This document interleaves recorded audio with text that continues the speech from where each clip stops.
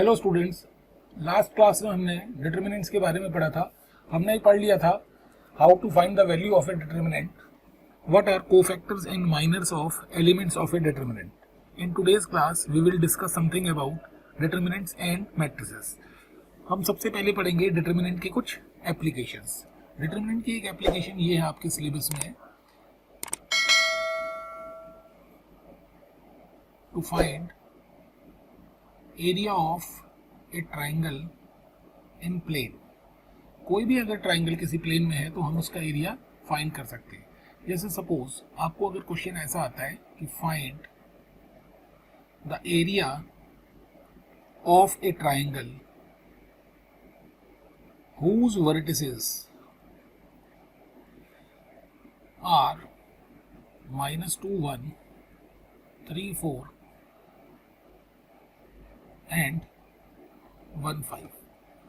तो इसका अगर हमने एरिया निकालना है तो हम क्या करेंगे, सबसे पहले हम एज्यूम कर लेंगे let the vertex A of triangle A B C B -2, 1। मतलब ये जो 3 पॉइंट दे रखे हैं आपको, आपने एज्यूम कर लेना है let the point B is represented by 3, 4 and let the point C is 1, 5। तो we need to find the area of triangle ABC। तो एरिया ऑफ ट्राइंगल ABC कैसे निकालते हैं हम क्या करेंगे, half into the value of determinant. कौन सा डिटर्मिनेंट, हम इन पॉइंट के कोऑर्डिनेट्स को एज इट इज लिख देंगे, जैसे -2, 1, 3, 4 और 1, 5। और यहाँ पे हम थर्ड कॉलम ऑलवेज 1, 1, 1 लिख देंगे। तो हमने क्या करना है, हाफ को मल्टीप्लाई करना है इस डिटर्मिनेंट से। ठीक है, अब इस डिटर्मिनेंट की दो वैल्यूज आ सकती हैं। इस डिटर्मिनेंट की पॉजिटिव वैल्यू भी आ सकती है, नेगेटिव। अगर इन केस नेगेटिव आएगी वैल्यू तो हमने न्यूमेरिकल वैल्यू लेनी है, एब्सोल्यूट वैल्यू, क्योंकि एरिया तो कभी नेगेटिव होता नहीं है। तो जैसे इसको हम देखते हैं, जैसे सपोज अगर हम इसको फाइंड करें, अच्छा कुछ ऑथर्स इसमें मॉड लगा देते हैं, क्योंकि एरिया तो कभी नेगेटिव होता नहीं है, इसलिए मॉड लगा सकते हैं हम। ठीक है, तो इसको हम कैसे करेंगे, -2 मैंने आपको बताया था opening by means of first row. इस रो की हेल्प से हम ओपन करेंगे। तो सबसे पहले हमें क्या नजर आ रहा है, -2। तो -2 को हम इसकी रोज और कॉलम को हम छुपा देंगे। तो -2 को हम मल्टीप्लाई करेंगे, इसकी रोज और कॉलम्स को डिलीट कर देंगे। तो जो डिटर्मिनेंट आएगा उसकी वैल्यू हम यहाँ लिखेंगे। तो -2 इंटू इसको हम मल्टीप्लाई करेंगे तो 4, then we put minus sign, फिर हम इसको मल्टीप्लाई करेंगे तो कितना आएगा, 5। उसके बाद हम नेक्स्ट जो एलिमेंट है, ये लास्ट क्लास में हम कर चुके हैं, नेक्स्ट जो एलिमेंट है उसका हम साइन चेंज करते हैं।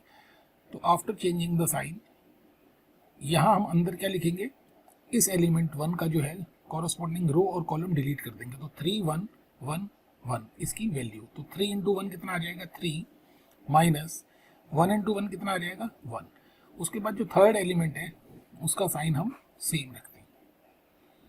तो थर्ड एलिमेंट का साइन सेम रखेंगे, इसकी कॉरस्पॉन्डिंग रो और कॉलम डिलीट कर देंगे। तो कितना आएगा, 15 माइनस 4। तो अगर हम इसको सिंप्लीफाई करेंगे तो कितना आएगा, 4 minus 5 is -1, -1 into -2 is 2, 3 minus 1 is 2, 2 into -1 is -2, 15 minus 4 is 11। तो ये 2 से 2 कैंसिल हो गया। तो आंसर हमारा कितना आएगा, 11/2, दैट इज 5.5 स्क्वायर यूनिट्स। ठीक है, अच्छा इसका जो एरिया है वो ऑटोमेटिकली पॉजिटिव आ गया। अगर सपोज किसी का एरिया अगर नेगेटिव आ जाता है तो हम उसकी एब्सोल्यूट वैल्यू ले लेंगे, क्योंकि एरिया कभी नेगेटिव नहीं होता। ठीक है ना, जैसे अगर सपोज आपने अगर फाइंड किया किसी का area, suppose area of triangle अगर ABC हमारा आ जाता -3 स्क्वायर यूनिट्स, तो हम आंसर क्या लिखते हैं, आंसर हम इसका एरिया कितना लिखते हैं, 3 स्क्वायर यूनिट्स। ठीक है ना, क्योंकि एरिया कभी नेगेटिव नहीं होता। चलो एक एग्जांपल और डिस्कस कर लेते हैं।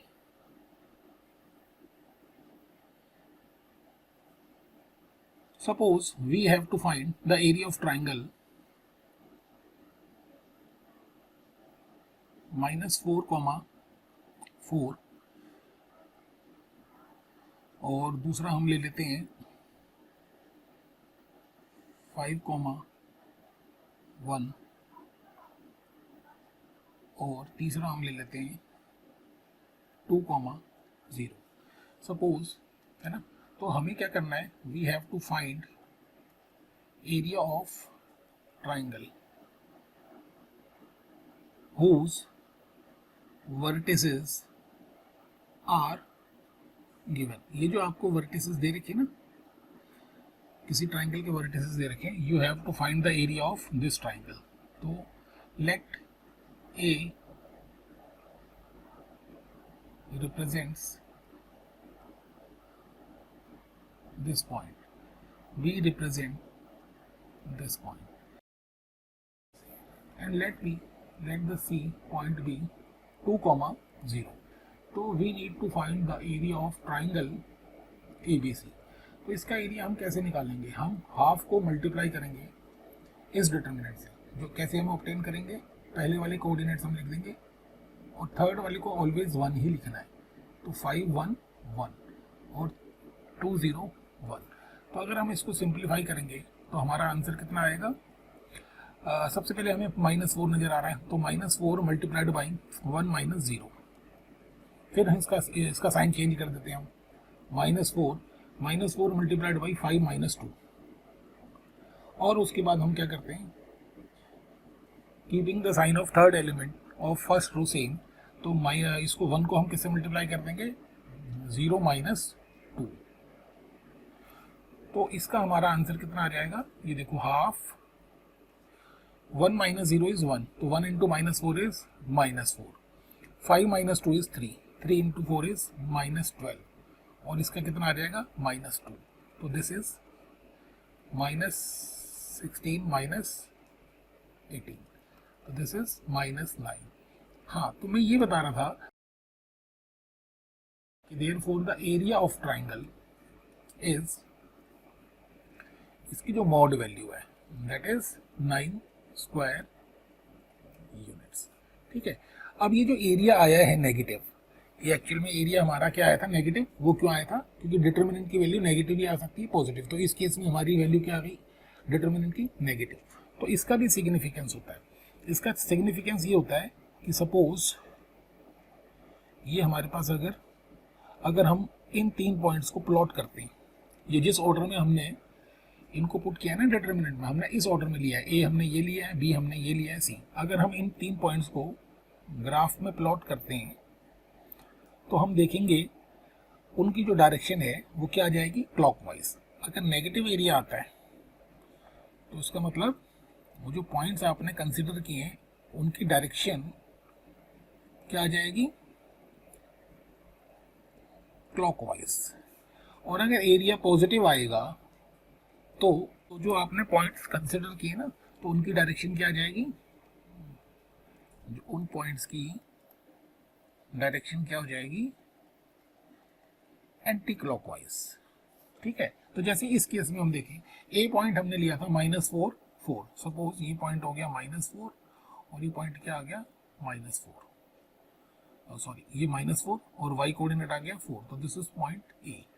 ठीक है, बी पॉइंट हमने लिया था 5,1, तो 5 सपोज यहाँ होगा और 1 अगर यहाँ होगा, तो this is B, 5,1। And the third point is 2,0, तो 2,0 कहीं यहाँ होगा, तो दिस इज पॉइंट सी। तो आपने देखा अगर ए, बी, सी, आप अगर डायरेक्शन देखोगे तो ए के बाद क्या आ रहा है, बी, और बी की क्या बाद आ रहा है, सी। तो ये जो डायरेक्शन आ रही है ना, वो इस टाइप की डायरेक्शन आ रही है। तो इस टाइप की डायरेक्शन को हम क्या कहते हैं, दिस इज क्लॉकवाइज डायरेक्शन। ठीक है, चलो अब हम आगे चलते हैं। तो आपके सिलेबस में एक ही एप्लीकेशन है डिटर्मिनेंट्स की। पहले आपके सिलेबस में एक और होता था, Cramer's rule to solve the system of linear equations. चलो अब हम आगे चलते हैं। अब हम शुरू करते हैं मैट्रिक्स। ठीक है, तो मैट्रिक्स भी ठीक वैसे ही जैसे डिटर्मिनेंट का मैंने बताया था, matrix is also an arrangement of numbers in rows and columns. तो ये भी एक प्रकार से रेक्टेंगुलर एरे ऑफ नंबर्स कहते हैं इसे। एरे ऑफ नंबर्स का मतलब it is a rectangular arrangement of numbers. तो arrangement of numbers in rows and columns is known as matrix. Matrix को हम ऐसे डिफाइन करते हैं। अच्छा, यही डेफिनेशन हमारी डिटर्मिनेंट्स में भी थी। ठीक है, तो आपको मैं 3 मेन डिफरेंस बता देता हूँ जिससे आपको क्लियर हो जाए। 3 मेन डिफरेंस हैं किसमें? Between determinant and matrix. ठीक है, तो यहां मैं लिख देता हूं डिटर्मिनेंट और यहां मैं लिख देता हूं मैट्रिक्स। तो 3 मेन डिफरेंस है। पहला डिफरेंस है सिंबल का। ठीक है ना, पहला डिफरेंस किसका है? सिंबल का। ठीक है, दूसरा जो डिफरेंस है वो किसका है? ऑर्डर का। दूसरा डिफरेंस किसका है? ऑर्डर का। और जो तीसरा डिफरेंस है वो है इसकी वर्किंग। अभी मैं आपको एक्सप्लेन करता हूँ, ये आपको क्लियर हो जाएगा। देखो, ये 3 मेन डिफरेंस है। पहला डिफरेंस होता है डिटर्मिनेंट के सिंबल का। तो जो डिटर्मिनेंट का सिंबल होता है, सपोज ये कुछ नंबर्स लिखे हैं, ये किसी डिटर्मिनेंट के कुछ एलिमेंट्स हैं, तो इसका सिंबल क्या होता है? हम 2 पैरेलल लाइंस से एनक्लोज कर देते हैं नंबर्स को। ठीक है, अगर बड़ा डिटर्मिनेंट होगा, ज्यादा नंबर्स होंगे, अगर जैसे 3/3 का है डिटर्मिनेंट, मतलब 3 रोज और 3 कॉलम्स है, तो इन एलिमेंट्स को भी हम 2 पैरेलल लाइंस के अंदर बंद करते हैं। तो ये हो गया सिंबल फॉर डिटर्मिनेंट। अच्छा, मैट्रिक्स का सिंबल क्या होता है? If I write some numbers, तो मैट्रिक्स का सिंबल क्या होता है? या तो ऑर्डिनरी ब्रैकेट, या अगर आप चाहो तो आप यूज कर सकते हो स्क्वायर ब्रैकेट का भी। तो square bracket is symbol for matrix. And ये जो 2 पैरेलल लाइंस हैं, इनका हम यूज करते हैं डिटर्मिनेंट में। ठीक है, दूसरा इसका डिफरेंस ये है ऑर्डर का। तो ये जो है ना डिटर्मिनेंट इज, ये हमेशा क्या होता है? डिटर्मिनेंट ऑलवेज स्क्वायर्ड, मतलब इसके अंदर जितनी रोज होंगी, ठीक है ना, उतने ही कॉलम्स होंगे। जितनी रोज होंगी उतने ही कॉलम्स होंगे। ऐसा नहीं हो सकता डिटर्मिनेंट में कि रोज और कॉलम्स डिफरेंट हो। ठीक है ना, जैसे ऐसा कभी भी नहीं होगा डिटर्मिनेंट में कि डिटर्मिनेंट ऐसा पॉसिबल हो जाए, ऐसा कभी भी नहीं होगा। क्योंकि अगर होगा तो रोज अगर 3 है तो कॉलम्स को भी 3 होना पड़ेगा। तो इसका ऑर्डर क्या होता है? ये जो है हमेशा जितनी नंबर ऑफ रोज होती हैं उतनी ही कॉलम्स होते हैं। But in case of matrix, matrix में ऐसा पॉसिबल है कि रोज और कॉलम्स डिफरेंट हो। जैसे इसमें नंबर ऑफ रोज है 2 और नंबर ऑफ कॉलम्स कितने हो गए? 3। तो इसका ऑर्डर हम क्या लिखेंगे? जैसे डिटर्मिनेंट में था वैसे ही इसका ऑर्डर कितना आ जाएगा? इसका ऑर्डर कितना आ जाएगा? पहले हम रोज लिखते हैं, इसकी रोज कितनी है? 2 और कॉलम्स कितने हैं? 3। तो इसका मतलब this is possible. Rectangular shape में होता है ये। Determinant is always rectangular. ये जो है हमेशा क्या होता है? This is always rectangular. ठीक है, अच्छा, वर्किंग का डिफरेंस ये है। वर्किंग का डिफरेंस क्या होता है? अगर हम किसी एलिमेंट को, जैसे कोई यहाँ एलिमेंट है, जैसे सपोज 2, 3, 4, 5, अगर ऐसा कोई एलिमेंट है, उसको हम किसी डिटर्मिनेंट से मल्टीप्लाई करते हैं। Suppose we multiply any scalar by any determinant, तो ये जो नंबर की है ना, वो इस डिटर्मिनेंट की किसी भी एक रो या किसी भी एक कॉलम से मल्टीप्लाई होगा। ठीक है, ये जो एलिमेंट है के, जिसको हम मल्टीप्लाई कर रहे हैं डिटर्मिनेंट से, ये जो के है वो किसी ना किसी एक रो या एक कॉलम से ही मल्टीप्लाई होगा, सबसे नहीं होगा। But in case of matrix, if this number is multiplied by some matrix, then this k is multiplied by each and every element of the matrix। इसको हम एक्सप्लेन करते हैं। तो मैं वर्किंग का बता रहा था। जैसे सपोज कोई डिटर्मिनेंट है 2, 3, 5, 1, 2, -1, 1, 1, 3। तो अगर सपोज इसको मैं मल्टीप्लाई करता हूं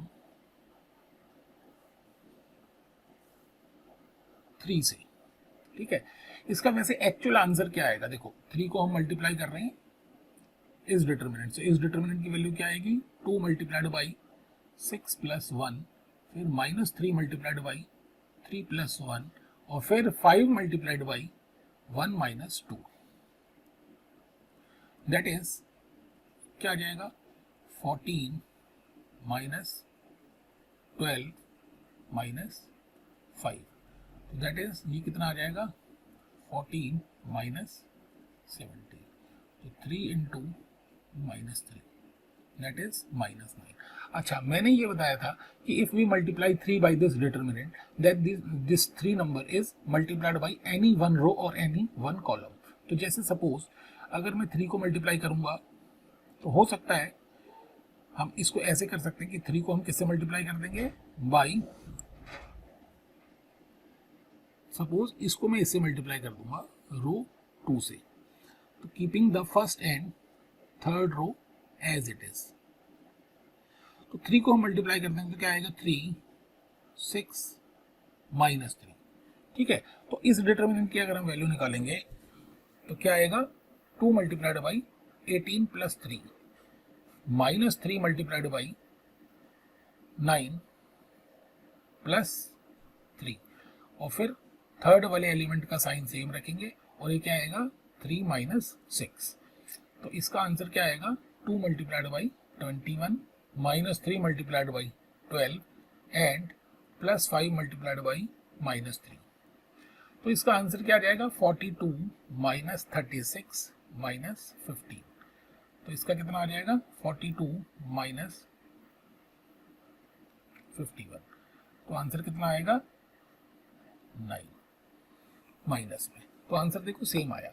अच्छा, मैं ये बता रहा था कि अगर आप इसको खुद ट्राई करके देखना, अगर आप इसको 3 को अगर आप 3 को मल्टीप्लाई करते हो बाय एनी अदर रो और कॉलम, किसी भी रो या कॉलम से किसी दूसरी रो या कॉलम से मल्टीप्लाई करोगे तो भी सेम आएगा।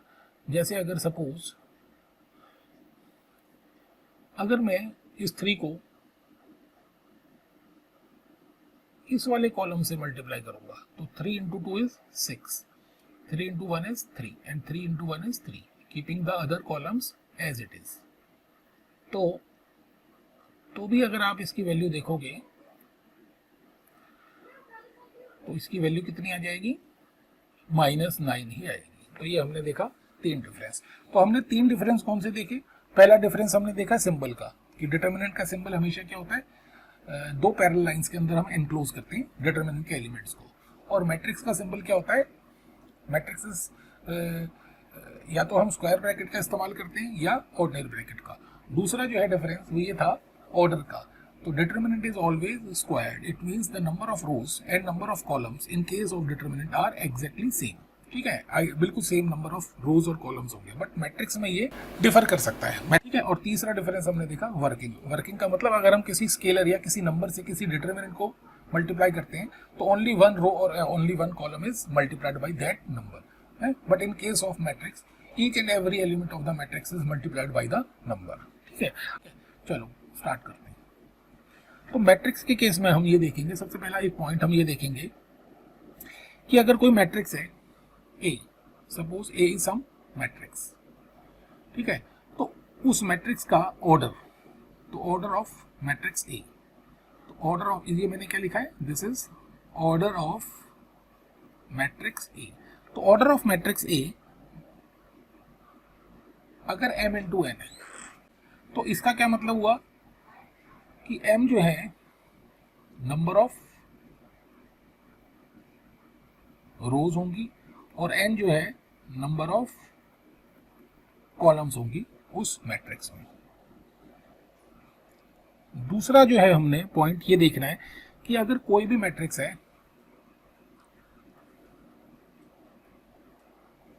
कोई भी मैट्रिक्स है अगर आपके पास A, तो A32 किसको डिनोट करेगा,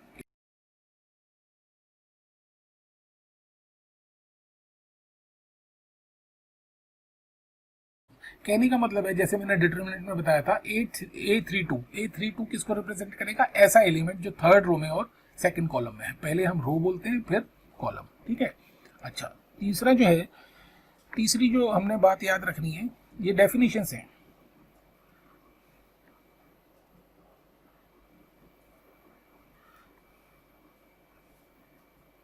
SQU। हाँ, तो तीसरी जो है बात हमने ये ध्यान रखनी है कि what is meant by A square matrix. Square matrix एक ऐसा मैट्रिक्स होता है जिसके नंबर ऑफ रोज और number of columns exactly equal हो।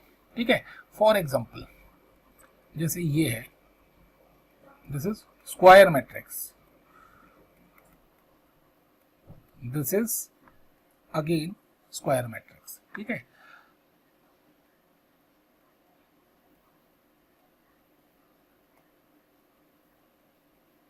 This is again A square matrix. ठीक है ना, मतलब ऐसा नहीं होगा कि इसके रोज और कॉलम्स डिफरेंट होंगे। तो square matrix is a matrix in which number of rows and number of columns are same. अच्छा, चौथा पॉइंट हमारा क्या है, what is meant by a row matrix. तो row matrix as the name suggest, row matrix एक ऐसा matrix होता है जिसमें एक सिंगल रो हो। Row matrix is a matrix having single row and any number of columns. तो जैसे अगर सपोज इसकी डेफिनेशन क्या होगी, row matrix is a matrix having single row and any number of columns। जैसे 2 3 4 5।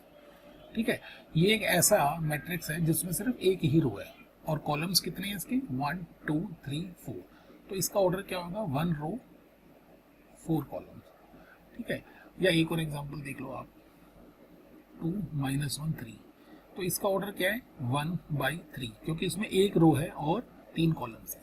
तो row matrix is a matrix having only 1 row and any number of columns. ठीक है, तो जो फिफ्थ डेफिनेशन है वो क्या है, कॉलम मैट्रिक्स की।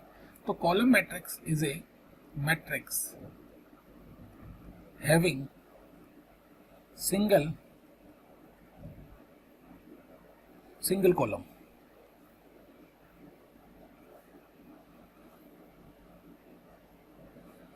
and any number of rows। जैसे फॉर एग्जांपल 2 3 5, तो इसका ऑर्डर क्या हो गया, 3 रोज एंड 1 कॉलम। एक और एग्जांपल देखते हैं, 1 0 2 0। इसमें रोज कितनी हो गई, 4 और कॉलम्स कितने हो गए, 1। तो इसका मतलब देखो ये दोनों के दोनों क्या है, कॉलम मैट्रिक्स। क्योंकि कॉलम मैट्रिक्स क्या होता है, एक ऐसा मैट्रिक्स जिसमें सिर्फ एक ही कॉलम हो। ठीक है, और रोज कितनी भी हो सकती है, जैसे इसमें देखो रोज कितनी थी, पहले वाले एग्जांपल में 3 और दूसरे वाले एग्जांपल में 4, मगर कॉलम दोनों में एक ही था। ठीक है, अब सिक्स्थ डेफिनेशन जो है, सिक्स्थ डेफिनेशन हम किसकी करने जा रहे हैं, what is diagonal matrix. What is diagonal.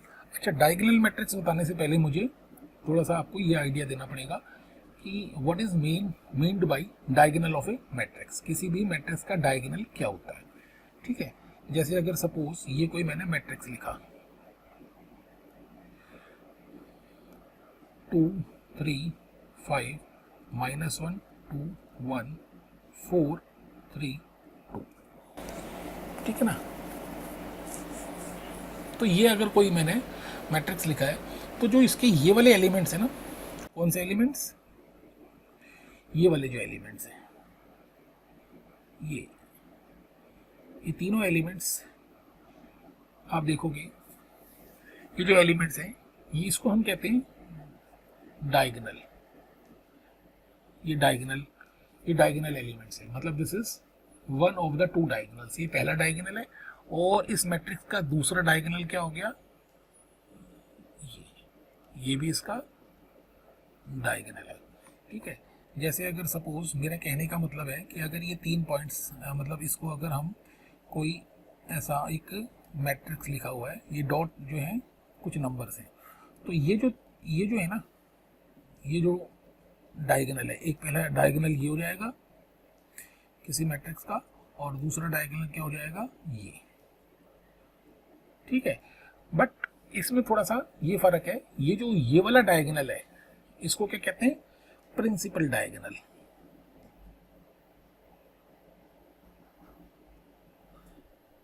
Principal diagonal या मेन डायगोनल। ठीक है ना। और ये जो है ये नॉर्मल डायगोनल है, ये ऑर्डिनरी डायगोनल है। तो कैसे पता चलता है मेन डायगोनल कौन सा? जो मेन डायगोनल है ना उसके एलिमेंट्स हमेशा कैसे रिप्रेजेंट किए जाते हैं? ए आई आई। जैसे ये वाला एलिमेंट क्या होगा? A11। अगर सपोज इसका नाम मैट्रिक्स का ए रखा है तो this element is denoted by A11, this element is denoted by A22 and this is by A33। तो देखा ना आपने, A11 2, B11 2, C11 2।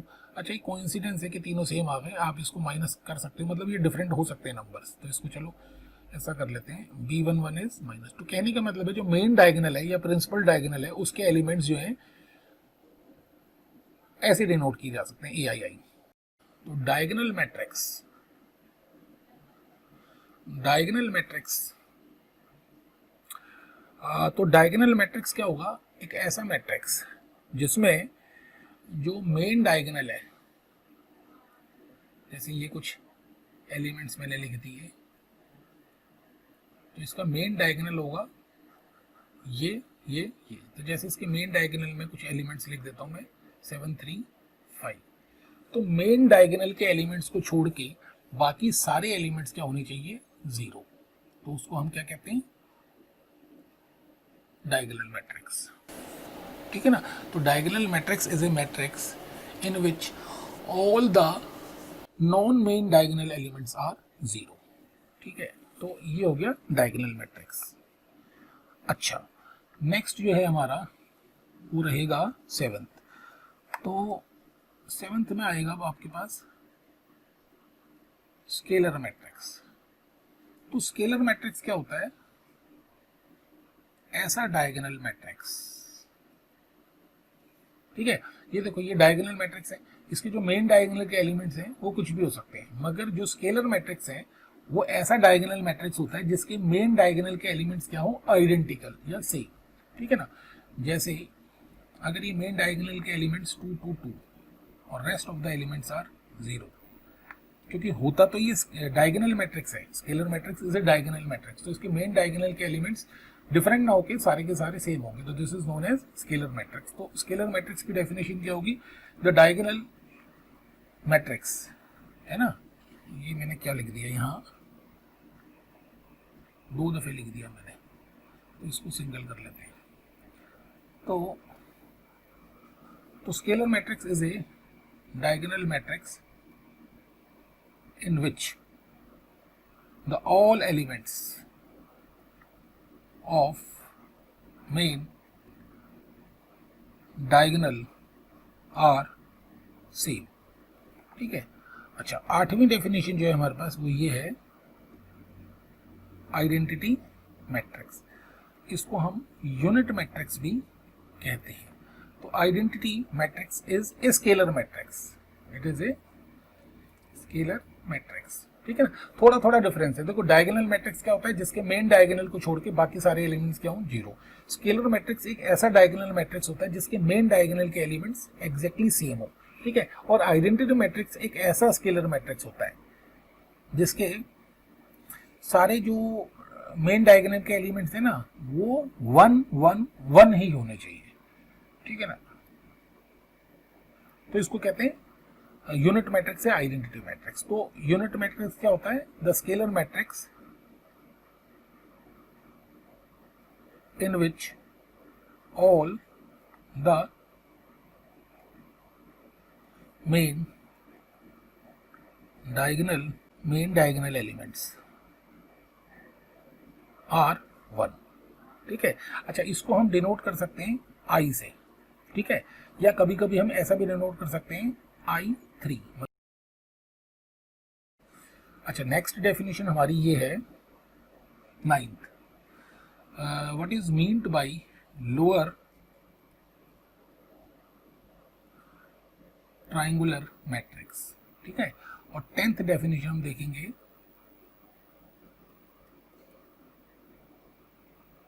Upper triangular matrix. तो लोअर ट्राइंगुलर मैट्रिक्स क्या होता है? जैसे एक ऐसा मैट्रिक्स, सपोज ये है मेन डायगोनल, तो उल्टा होता। देखो लोअर ट्रायंगुलर मैट्रिक्स में क्या होगा? कि जो मेन डायगोनल है उसके ऊपर सारे एलिमेंट्स क्या होंगे, 0। जैसे सपोज ये मेन डायगोनल है, इसके सारे ऊपर वाले एलिमेंट्स कितने हो जाएंगे, 0। ठीक है, नीचे वाले एलिमेंट्स चाहे 0 हो चाहे ना हो, ये कोई कुछ भी हो सकता है, मगर ऊपर वाले जो एलिमेंट्स हैं, मेन डायगोनल के ऊपर जितने भी एलिमेंट्स हैं वो सारे क्या होने चाहिए, 0। और अपर ट्रायंगुलर मैट्रिक्स क्या होता है, एक ऐसा मैट्रिक्स जिसके ऊपर वाले एलिमेंट्स का तो कुछ नहीं कह सकते, बट नीचे वाले सारे जो एलिमेंट्स हैं वो 0 होने चाहिए। ठीक है ना, तो lower triangular matrix is a matrix in which all elements above main diagonal are 0।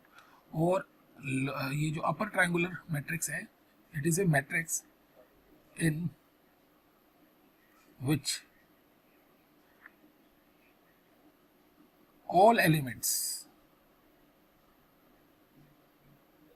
below main diagonal are 0। ठीक है, अच्छा 11th जो है, 11th का जो है 0 मैट्रिक्स या नल मैट्रिक्स, इसका तो नाम से ही पता चल रहा है, ऐसा मैट्रिक्स जिसमें सारे एलिमेंट्स क्या हो, 0। अच्छा ये बात ध्यान रखना, ये लोअर ट्रायंगुलर मैट्रिक्स जरूरी नहीं है, need not be square matrix. ठीक है, और ये भी need not be square matrix, और ये भी जरूरी नहीं है। तो जैसे ये देखो, ये स्क्वायर मैट्रिक्स नहीं है, ये 0 मैट्रिक्स है, ये इसमें सारे एलिमेंट्स क्या हो, 0। Okay, thank you students.